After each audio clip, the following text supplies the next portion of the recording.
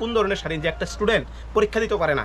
এটা কোন ধরনের স্বাধীন যে একটা স্টুডেন্ট একজন প্রধানমন্ত্রী আইবতিককে তার রাস্তাঘাট পুরো বন্ধ করে দেওয়া হয়, সাধারণ মানুষ চলাচল বন্ধ করে দেওয়া হয়? কোন ধরনের স্বাধীনতা? 22শে সেপ্টেম্বর আজকে আপনারা সবাই জানেন এই রাজ্যে আমাদের সর্বকালের সেরা দাবি করা পৃথিবীর সবচেয়ে বড় নেতা আমাদের শ্রী নরেন্দ্র মোদীজি আজকে এই রাজ্যে পদার্পণ করছে।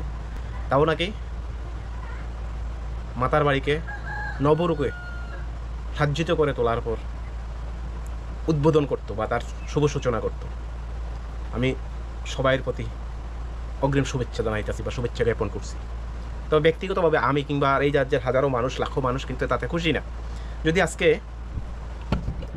যদি এই উদ্বোধনটা এইমসের মতো কোনো হসপিটাল ত্রিপুরা রাজ্যে উদ্বোধন করতো, কোনো উন্নয়ন মানের চিকিৎসা যদি আজকে এই রাজ্যে উন্নয়ন করতো, কোনো শিক্ষা বা কোনো কেন্দ্রভিত্তিক যে কোনো বিদ্যালয় উদ্বোধন করতো, কোনো ভালো মানের শিক্ষালয় বা স্বাস্থ্য বা উন্নয়ন মানে যে এখনও এই রাজ্যের মানুষ যখন স্বাস্থ্য ব্যবস্থা নিয়ে এসে বহিরাজ্যে ঘোরাঘুরি করতে লাগে, এইমসের মতন সারা নর্থ ইস্টে একটা ভালো একটা জায়গা আছে ত্রিপুরা, এটা করতে পারতো যদি, তাইলে আমি খুশি। হয়তো বা আমি আমার মতো আপনার মতো এমন লাখো মানুষ আছে ত্রিপুরা রাজ্যের মানুষ সেটাতে খুশি না। একটা মন্দির উদ্বোধন করতে আইব, উদ্বোধন মন্দিরের জন্য না, এই উদ্বোধনকে কেন্দ্র করে সেরা প্রায় 50 লক্ষাধিক টাকা, প্রায় 50 লক্ষাধিক টাকা একমাত্র উদ্বোধনের জন্য খরচ করতেছে।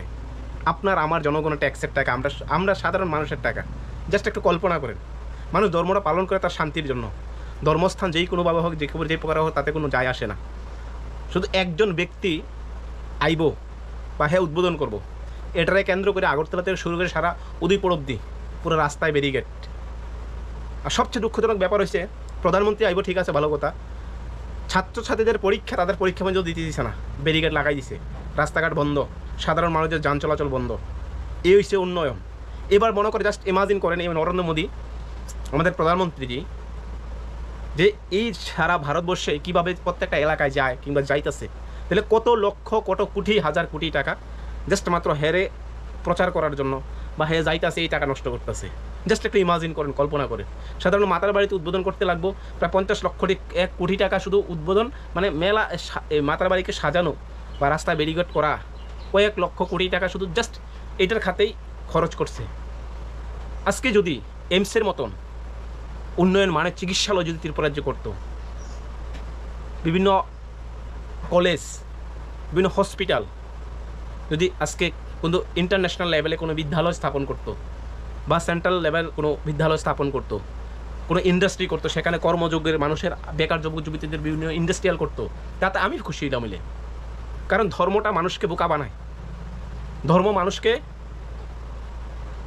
মানসিকভাবে তাকে দুর্বল করে, ধর্মটা মানুষকে নিঃস্ব করার এক হাতিয়ার।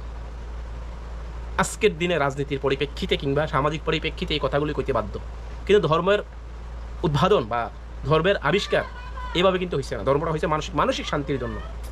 জাস্ট একটু কল্পনা করেন, নরেন্দ্র মোদী প্রধানমন্ত্রী যে আইব আমাদের এই রাজ্যে মন্দির উদ্বোধন করতো, এটাকে কেন্দ্র কইরা যারা ছাত্রছাত্রী আছে তাদেরকে পরীক্ষা দেওয়ার জন্য তাদের রাস্তাঘাট বন্ধ করে দিছে, তারা পরীক্ষা দিতে যাইতে পারতেছে না, তাদেরকে উপর থেকে কড়া নির্দেশ দেওয়া আছে, কোনো মানুষ পুরো রাস্তা ব্যারিকেড দিয়ে দিয়েছে, কোনো মানুষ যাতে রাস্তা দিয়ে না চলাফেরা করতে হয়।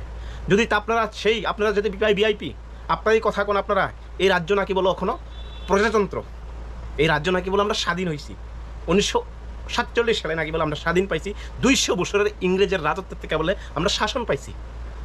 এই হচ্ছে শাসনের নমুনা। ছাত্রছাত্রীরা পরীক্ষা দিতে পারে না, প্রধানমন্ত্রী যে আইব দীক্ষা। নিজের দেশে এত সেফটির প্রয়োজন, নিজের দেশে এত মানে আনসেফটি ফিল করে দেশের প্রধানমন্ত্রী এমন অন্য অন্য মন্ত্রী মহোদয়গুলো। মানে এবার কল্পনা করেন যে একজন মন্ত্রী মহোদয় সাধারণ একটা মানুষ যাইতে পারে না তার সিকিউরিটি পারপাসে, বা তাহলে হের কর্মকাণ্ডগুলি কী হইতে পারে। কানাডা দেখেন, সুইজারল্যান্ড দেখেন, অন্য অন্য কান্ট্রিগুলি দেখেন। জাস্ট আমরা এশিয়া দিয়ে পাকিস্তান, বাংলাদেশ, আমরা ভারত, কয়েকটা কান্ট্রি বাদে আর ইউরোপের কান্ট্রিগুলি দেখেন, তারা প্রেসিডেন্ট, প্রাইম মিনিস্টার, বড় বড় মিনিস্টার যারা আছে তারা ওপেনলি পাবলিক প্লেসে ঘোরাফেরা করতে পারে, because they are doing good for the people. তারা গুড সার্ভিস দেওয়ার চেষ্টা করতেছে।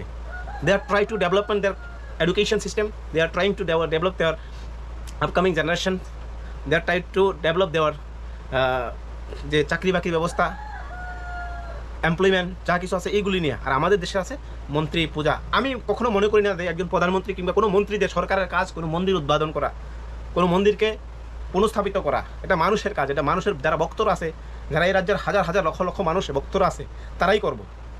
আজকের থেকে 500, 600, 700 বছর আগে যখন এই মন্দির উদ্বোধন হয়েছে বা আবিষ্কার হয়েছে, তখন হয়তো বা তো নরেন্দ্র মোদী আসতো না, কিন্তু আজকের দিনে নরেন্দ্র মোদী উদ্বোধন করছে।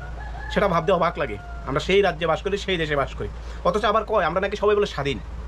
আমরা বলে সবাই স্বাধীন দেশে বাস করি। এই কোন ধরনের স্বাধীন যে একটা স্টুডেন্ট পরীক্ষা দিতে পারে না? এটা কোন ধরনের স্বাধীন যে একটা স্টুডেন্ট, একজন প্রধানমন্ত্রী আইবতিককে তার রাস্তাঘাট পুরো বন্ধ করে দেওয়া হয়, সাধারণ মানুষ চলাচল বন্ধ করে দেওয়া হয়? কোন ধরনের স্বাধীন কথা কইতাছেন? এটা কোন দেশের স্বাধীন? সবচেয়ে কষ্ট লাগে যে একটা যখন একটা বাচ্চা, একটা ছেলে কলেজে হয়তো বা স্কুলে পড়ে, তার পরীক্ষা দিতে পারছে না, রাস্তা পুরো ব্যারিকেড, ট্রাফিক জাম, পুরো ব্যারিকেড দিয়েছে, রাস্তা বন্ধ। জাস্ট একটু ইমাজিন করেন, এখানে একটু ইমাজিন করেন। আবার নাকি আমরা দাবি করি আমরা সবাই স্বাধীন দেশে বাস করি, আমরা স্বাধীন নাগরিক। এটা কোন ধরনের স্বাধীন? একজন মন্ত্রী আইব, একজন অ্যাম্বুলেন্সে দাঁড় করে একজন মন্ত্রী যে পাস দেওয়া লাগে, সেই দেশে স্বাধীন। সবার নাকি বলো সমান অধিকার। এটা কোন সাংবিধানিক অধিকার? হ্যাঁ, একজন ভিআইপি তার সিকিউরিটি পারপাস 100%, বাট এর মিনিংস তো এ না যে সমস্ত রাস্তাঘাট বন্ধ, সমস্ত ব্যারিকেড দিয়ে সমস্ত কিছু বন্ধ। অবাক লাগে। এইটা হচ্ছে স্বাধীন দেশ, এটা হচ্ছে আমাদের ভারতবর্ষ, এটা হচ্ছে নতুন ভারতবর্ষ, এটা আমাদের নতুন ভারতবর্ষ। একজন মন্ত্রী আইব, সমস্ত রাস্তা আগরতলা থেকে শুরু করে উদয়পুর অব্দি রাস্তার পাশে সমস্ত ব্যারিকেড। একজন মন্ত্রী আইব লক্ষ লক্ষ টাকাও। আজকে যদি এই মন্ত্রী যদি এসে স্কুল স্থাপন করতো, উন্নয়ন মানে চিকিৎসালয় স্থাপন করতো, ইন্ডাস্ট্রি করতো, কর্মসংস্থানের ব্যবস্থা করতো, তাইলে আমি খুশি, আমার মতন লাখো মানুষ খুশি হইতো। আমি জানি লাখো লাখো মানুষ অখুশি, শুধু এটা না, প্রত্যেকটা বিষয় নিয়ে। তারপরে কোনো কিছু কইতে পারি না, বাক স্বাধীনতার অধিকার নাই। কথা কইলে আক্রমণ হইব, কথা কইলে বিভিন্নভাবে লাঞ্ছিত বঞ্চিত করবো। সেটাই এসে নয়া ভারতবর্ষে নয়া ডিজিটাল যুগ।